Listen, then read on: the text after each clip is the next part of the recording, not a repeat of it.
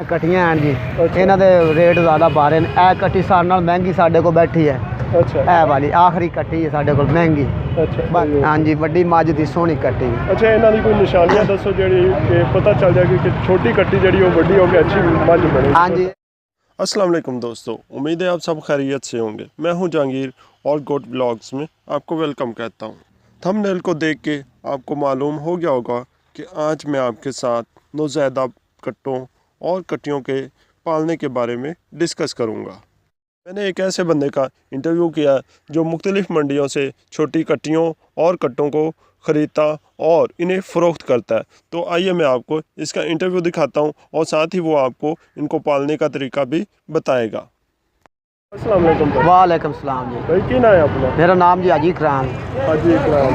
हाजी साहब आप केड़ी मंडी तो जाने? आप जी मंडी जाने बूंगे वाली ते। अच्छा, आप जाने सोमवार इत्थे लगदी है। हवेली लगा। हाँ जी, हवेली लखा सोमवार ते आमीदा है। और साहिवाल साहिवाल जामीदा है। सही। उतों लाहौर जामीदा, उतों लमी दियां कट्टियां कट्टे बच्चे। ये लाहौरों लेके आओ। हाँ जी, ये लाहौर का माल है सारा। सही हो गया। हाँ जी, साड़ी वो गड्डी खड़ी सामने लियांदे सन 26-27 नाग लियांदे सन, जिन्होंने में 10-12 वेच गए। सही हो गया। हाँ जी, बाकी साढ़े को 3 कट्टियां रह गई, 7 कट्टे खड़े ने। सही हो गया। किसी चीज़ किसी को जरूरत होवे, मझ मुझ का बच्चा मरिया होवे या कोई उदा भैया सानू आदर मिल सकता है, नंबर साडा लै सकता है। अच्छा, अपना नंबर दे दो। हाँ, नंबर तुहानू देने हैं जी। शाह जी नंबर तो दिया जे।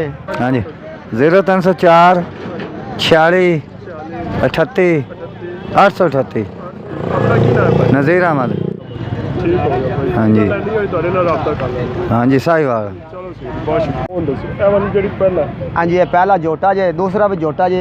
ए कट्टी जी एक। ਤੁਸੀਂ ਰੇਟ ਵੀ ਦੱਸੀ ਦੋ ਇਹਨਾਂ ए रेट जी ਜਿਹੜਾ ਮਰਜੀ ਕਟਾ ਛੱਡ ਲਓ 6000 ਦਾ। ਦਾ। ਅੱਛਾ 6000। हाँ जी, 8 कट्टे ने, ਜਿਹੜਾ ਚੰਗਾ ਲੱਗੇ ਉਹ ਛੱਡ ਲਓ 6000। ਸਹੀ ਹੋ ਗਿਆ। ਐਵੇਂ ਜਿਹੜੇ ਛੋਟੇ ਨੇ ਇਹ ਛੋਟੀਆਂ ਕਟੀਆਂ ਹਨ ਜੀ। ਅੱਛਾ। ਇਹਨਾਂ ਦੇ ਰੇਟ ਜ਼ਿਆਦਾ ਪਾ ਰਹੇ ਨੇ। ਇਹ ਕਟੀ ਸਾਰਿਆਂ ਨਾਲ ਮਹਿੰਗੀ ਸਾਡੇ ਕੋਲ ਬੈਠੀ ਹੈ। ਅੱਛਾ ਇਹ ਵਾਲੀ ਆਖਰੀ ਕਟੀ ਹੈ ਸਾਡੇ ਕੋਲ ਮਹਿੰਗੀ।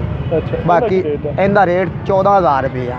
ਸਹੀ ਹੋ। ਹਾਂਜੀ, ਵੱਡੀ ਮੱਝ ਦੀ ਸੋਹਣੀ ਕੱਟੀ। ਅੱਛਾ, ਇਹਨਾਂ ਦੀ ਕੋਈ ਨਿਸ਼ਾਨੀਆਂ ਦੱਸੋ ਜਿਹੜੀ ਕਿ ਪਤਾ ਚੱਲ ਜਾਏ ਕਿ ਛੋਟੀ ਕੱਟੀ ਜਿਹੜੀ ਉਹ ਵੱਡੀ ਹੋ ਕੇ ਅੱਛੀ ਮੱਝ ਬਣੇ। ਹਾਂਜੀ, ਇਹ ਨਿਸ਼ਾਨੀਆਂ ਹੈ ਜੀ। ਜਿਹੜਾ ਬਿਲਕੁਲ ਲਿਆਰੀ ਹੁੰਦੀ ਉਹਦੀ ਧੁੰਨ ਹੁੰਦੀ ਮੋਟੀ। ਅੱਛਾ। ਹਾਂਜੀ, ਉਹ ਜਨਾਬ ਫਿਰ ਉਹਦੀ ਕੋਈ ਟੈਨਸ਼ਨ ਨਹੀਂ ਹੁੰਦੀ। ਲੀਟਰ ਦੁੱਧ ਦਾ ਪਵਾ ਦਿਓ, ਕਿਸੇ ਗੱਲ ਦੀ ਕੋਈ ਟੈਨਸ਼ਨ, ਅੱਧਾ ਲੀਟਰ ਪਵਾ ਦਿਓ ਜਿੰਨੀ ਪੁੱਜ ਹੋਵੇ, ਨਾਲ ਕੋਈ ਰੋਟੀ ਸ਼ੋਟੀ ਖਵਾ ਦਿਓ, ਦੇ ਝੜ ਪੈਂਦੇ ਨੇ, ਕੋਈ ਟੈਨਸ਼ਨ ਨਹੀਂ। ਕੋਈ ਗਰੀਬ ਬੰਦਾ ਜਾਂਦਾ ਹੈ ਸਾਡੇ ਕੋਲ। ਸਹੀ ਹੋ। ਫਿਰ ਅਸੀਂ ਮਾਲ ਚੈੱਕ ਕਰ ਤੇ ਲਿਆਣੇ ਆ, ਜਿੱਥੋਂ ਅਸੀਂ ਲੈਂਦੇ ਹਾਂ ਉਹਨਾਂ ਕੋਲ ਅਸੀਂ ਮਾਲ ਵੀ ਚੈੱਕ ਕਰ ਤੇ ਲੈਂਦੇ ਹਾਂ। ਸਹੀ ਹੋ। ਉਹ ਤਸੱਲੀ ਨਾਲ ਲਿਆਣਾ, ਫਿਰ ਅਗਾਂ ਲਿਆ ਕੇ ਦਿੰਦੇ ਹਾਂ ਜਿਹਨੂੰ ਵੀ ਸਾਡੇ ਫਿਰ ਹੁੰਦੇ ਨੇ ਜਾਣਨ ਵਾਲੇ ਬੰਦੇ। ਇਹ ਪਿੰਡਾਂ ਥਾਵਾਂ ਵਾਲੇ ਸਾਰੇ ਸਾਡੇ ਜਾਣਨ ਵਾਲੇ ਹੁੰਦੇ, ਜਿਹੜੇ ਸਾਡੇ ਕੋਲ 5-5 ਜਾਨਵਰ ਲਵਣ ਵਾਲੇ ਬੰਦੇ ਹੈਗੇ, 6-6 ਇਕੱਠੇ ਲਵਣ ਵਾਲੇ ਹੈਗੇ ਨੇ, 7-7 ਜਾਨਵਰ ਲਵਣ ਵਾਲੇ ਇਕੱਠੇ ਆ ਜਾਂਦੇ ਨੇ। ਵੀ ਇਸ ਲਈ ਕਿ ਸਾਨੂੰ ਪਾਲਟੀ ਲੱਗ ਜਾਵੇ ਤਾਂ ਠੀਕ ਹੈ, ਨਾ ਲੱਗੇ ਤਾਂ ਫਿਰ 1-2 ਵਾਲਾ ਰੁਆ ਰਹਿੰਦਾ, 1-2 ਵਾਲਾ ਤਾਂ ਆਉਂਦਾ ਹੀ ਰਹਿੰਦਾ, ਲੱਗਦਾ ਹੀ ਰਹਿੰਦਾ ਸਾਨੂੰ। ਹੋਰ ਕੋਈ ਸਾਡੇ ਲੈ ਕੇ ਆਇਆ ਤਾਂ सो सबसे पहली बात तो ये है कि इतने छोटे बच्चों को इनकी माओं से अलग कर देना एक बहुत बड़ा जुल्म है। हमें चंद पैसों की खातर मासूम बच्चों और माओं के साथ ये जुल्म नहीं करना चाहिए। अब मैं आपको ये बताता हूँ कि आपको किन सूरतों में छोटी कट्टियों और कट्टों को ख़रीदना चाहिए। दोस्तों, अगर अल्लाह ना करे आपकी भैंस का बच्चा मर जाता है तो भैंस का दूध दोहने में काफ़ी मुश्किलात पेश आती हैं, क्योंकि भैंस बच्चे के बगैर दूध नहीं उतारती।